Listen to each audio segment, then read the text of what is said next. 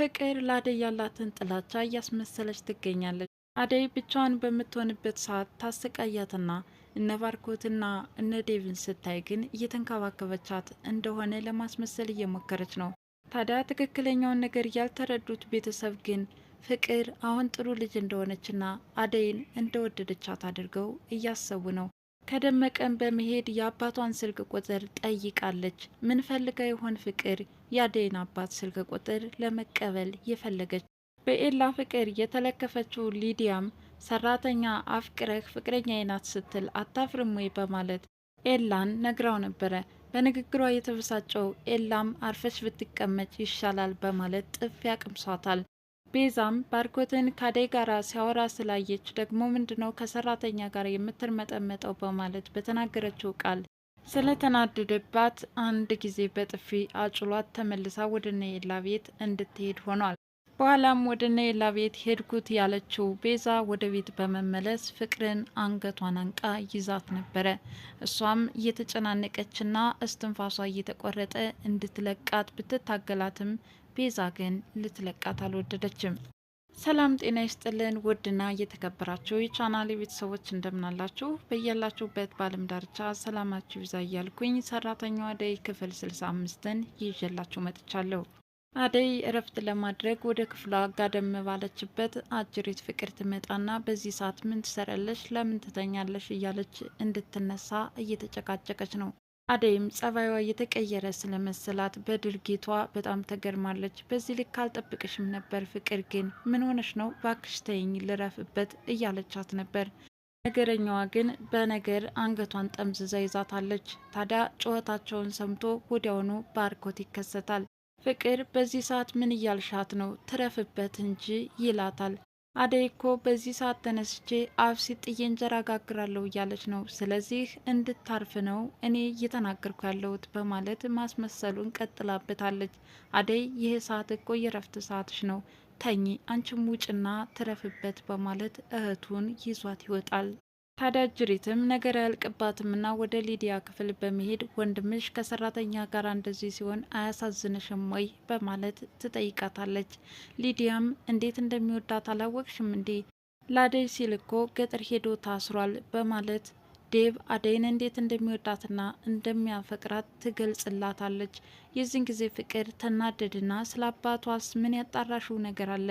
ሊዲያም አባቷ ኃይለኛና ጨካኝ እንደሆነ እንደሚያስፈራም ትነግራታለች። እዚህ አደይን ተከትሏት ይመጣ ይሆን በማለትም ጠየቀቻት።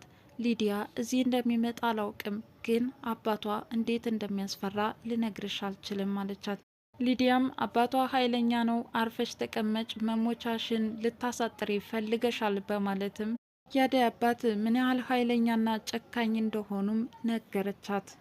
ታዲያ ፍቅርም ምናለ አንቺንስ በዛው ጠልፈው ባስቀሩሽ ስትላት ነበር። እኔ ባል አልፈልግም፣ እንዴት የማልፈልገው ሰው ጋር ተጠልፌ ልኖር እችላለሁ አለቻት። ሊዲያም እንደዚህ አይነት ጋብቻ እንደማትፈልግ ተናገራለች። ባርኮት ቤዛ በመምጣቷ ነገሮች ቢቀየሩም ለአደይ ያለው ስሜት ግን አሁንም እንደሚወዳት እየገለጸላት ነበረ። ከምንም በላይ ያሳሰበው ዴቭ አደይን ስለሚወዳት በቃ የሱን ስሜት መጉዳት የለብኝም በማለት ወዲያውኑ አቆምኩኝ ይላል። ታዲያ ዴቭ ደጋግሞ የጠይቃትና መስዋዕትነት እየከፈለላትን ፍቅሩን ተቀብለው አብረው መኖር እንዳለባቸው እየመከራት ሳለ ተደብቆ ይከታተላቸው ነበረ። ይቅርታ ባርኮት፣ እኔ እስካሁን አልተረዳውህም ነበር። የባርኮት አመለካከት ተቀይሮ እንዳየውና ለሱ እያሰበለት እንደሆነ ሲያስብ ባርኮትን አመሰገነው። ቤዛ ከነባርኮት ቤት ሄዳ እያመሰቻቸውና መጥፎ ነገር እየነገረቻት ለምለምን እያስቀየመቻት ነው። ሞት ባጣቻቸው ወላጆቿ እየተሳለቀችባትና እየተሳደበች ትገኛለች። በዚህ ያልቻለችው ለምለምን በጥፊ አቅምሳታለች። ታዲያ ንግግሯን የሰማው ኤላም ተከትሎ በጥፊ አጠናግሮ ጥሏታል።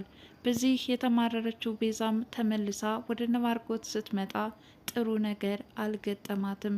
ከአደይ ጋራ ከኩሽና ቆመው አንዳንድ ነገር እያወሩና እያበረታታት ሳለ ቤዛ ተመልክታለች። ታዲያ ከሰራተኛ ጋራ ምን አልመጠመጠህ፣ ምን ትሰራለህ በማለትም መጥፎ ንግግር ትናገራለች።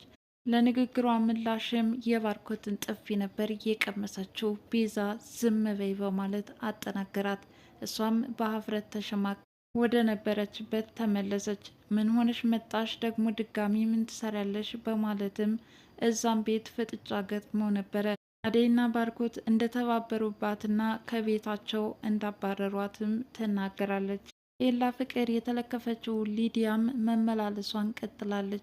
አላስፈላጊ ነገር እያደረገችና ፍቅሩን ለመግለጽ እየሞከረች ሳለ ኤላ ግን ከድርጊቷ እንድትቆጠብ ደጋግሞ ቢነግራትም አሁንም መስሚያ ጥጥ ነው ያለች ትመስላለች። ይባስ ብላ ለምለም የሰው ቤት ሰራተኛ ስለሆነች አሁን ፍቅረኛ የምትላት እንዴት አታፍርም ወይ በማለትም ልታሸማቀቀው ሞክራ ነበረ። በንግግሯ ተበሳጭቶ ራሱን ሲያሻሽ ከቆየ በኋላ በጥፊ ደርግማት ወደ ቤትም እንድትመለስ አድርጓታል። ፍቅርም በበኩሏ በቅናት እየተንጨረጨረች ዴቭና አደይን እንዴት አድርጋ መለያየት እንዳለባት አበክራ እየሰራች ትገኛለች። ዳግማ የፍቅር ጥያቄ ያቀረበችለትና ያልተቀበላት ዴቭ ምናልባት ፍቅሬን ብትቀበልና አብረን መኖር ብንችል እኔም እስተካከል ነበር በማለት ስትናገር ነበር። ዴቭም ለንግግሯ ምላሽ ሳይሰጣት ትቷት ተነስቶ ለመሄድ ተገዷል። አደይንም የውሸት ይቅርታ ካለቻት በኋላ በማስመሰሏ ቀጥላበታለች። ብቻዋን ስትሆን ታሰቃያታለች። ባርኮትንና ዴቭን ስትመለከት ግን ለአደይ እያሰበችላትና እየረዳቻት እንደሆነ ለማስመሰል እየሞከረች ነው። ታዲያ ቤተሰቦቹ ስለ ፍቅር ያላቸው እምነት አሁን ላይ ሙሉ በሙሉ በይቅርታ እንደተቀበለቻትና ለአደይ መልካም ሰው እንደሆነች ነው። ወደ እነ ዳይመንድ በመሄድም ለማስመሰል እየሞከረች ነበረ። አንቺ ከመቼ ወዲህ ለአደይ ተቆርቁረሽ እንደዚህ ልትናገር ይቻልሽ? በማለት ንጉስም በጣም አስገርሞታል። ምናልባትም እኮ ፍቅር ተቀይረሽ ይሆናል በማለት ደመቀ ራሱ ጥያቄ ፈጥሮበታል። እሷም በአደይ መሄድ ውስጧ እንደተረበሸና በመምጣቷ ደስ እንዳላት እያመሰገነችና እየነገረቻቸው ነበር። የአደይን አባት የምታገኝበትን ዘዴ ስልክ ቁጥር እንዲሰጧትም እየጠየቀቻቸው ነበር። የፍቅርን ተንኮል ጠንቅቆ የሚያውቀው ደመቀም ቆይ እስኪ አጣርቼ እሰጥሻለሁ በማለት መልሷታል። ፍቅር ከአደይ አባት መገናኘት የፈለገችበት ዋነኛ ዘዴ ምን ሊሆን ይችላል ብላችሁ ታስባላችሁ? ብቻ ፍቅር ያሰበችው አንዳች የሆነ ነገር አለ ብዬ አስባለሁ። ምናልባትም ከአባቷ ጋር ተነጋግራ እጮኛ ለተባለው ጎረምሳ ተላልፋ እንድትሰጥ እድሉን ለማመቻቸት ይሆን? ምክንያቱም ከቅናት የተነሳ ዴቭና አደይን እንዴት አድርጋ ማራራቅ እንደምትፈልግ ይሄ የሁል ጊዜ ተንኮሏ ነው። አደይም ገጠር ድረስ በመሄድ ዴቭ ምን ያህል መስዋዕትነት እንደከፈለላት ባትረሳውም ከወንድምነት ያለፈ ግን በፍቅር አብረው እንደማይኖሩ ለባርኮት እየነገረችው ነበር። ለምን ሲልም ጠይቋታል። የማይሆንበትን ምክንያት ምን ብዬ ልዘረዝርልህ እችላለሁ? አሁን ትዳር የሚባል ነገር የማይታሰብ ነው ብለዋለች። አደይ በዚህ መግደርደር ውስጥ ትሁን እንጂ ባርኮት ምን ያህል እያሰበለት እንደሆነ ተረድቶታል። ቤዛ በፍቅር ላይ ቂም ይዛባታለች። ለእናቷ እየተናገረችውና እዛ ቤት እንዴት አድርጋ እንዳስባረረቻት እያስታወሰች ተመልሳ በመምጣት ፍቅርን አንቃ ይዛታለች። ፍቅርም የሞት ጣር እያጣጣረች ነው። እንድትለቃት እጆቿን ይዛ እየተለማመጠቻትና ምልክት እየሰጠቻት ቢሆንም በህልም የመጣውብሽ ሰይጣን እኔ ነኝ እያለች እያሸቻት ትገኛለች። እንግዲህ ሰራተኛዋ አደይ ፍቅር አሁን አመጣጧን ቀይራ በማስመሰሏ ቀጥላበታለች። ይህንን ያልተረዱ ቤተሰቦች ደግሞ በአደይ ላይ መልካም ልጅ እንደሆነችላት ስለተገነዘቡ ይሄ ደግሞ ከባድ ፈተና ይሆንባታል ብዬ አስባለሁ። ለማንኛውም በጥፊ ተጀምሮ በጥፊ የተጠናቀቀው ሰራተኛዋ አደይ ክፍል 65 ይህንን ይመስል ነበረ። በሚቀጥለው ክፍልስ ምን አይነት ጦርነት እንመለከት ይሆን? ፍትጊያው፣ መቀናናቱ እርስ በርስ እንደቀጠለ ነው። አደይም በመግደርደሯ ቀጥላለች። እንግዲህ ዴቭን አሁንም ከወንድምነት ውጭ እኔና እሱ በፍቅር አንቀጥልም ያለችበት ደረጃ ደርሳለች። ዴቭ እንግዲህ ገጠር ድረስ ሄዶ መስዋዕትነት የከፈለላት የሚወዳት አደይ በዚህ ልክ ግን ፍቅርን መግፋት ምን ይሉታል? እንግዲህ የዛሬው ክፍል ይህን ይመስላል። በቀጣይ እስከምንገናኝ ድረስ መልካም ጊዜ ይሆንላችሁ እያልኩኝ ለቻናሉ አዲስ የሆናችሁ ላይክ፣ ሸር፣ ሰብስክራይብ በማድረግ ቤተሰብ ይሁኑ። አመሰግናለሁ።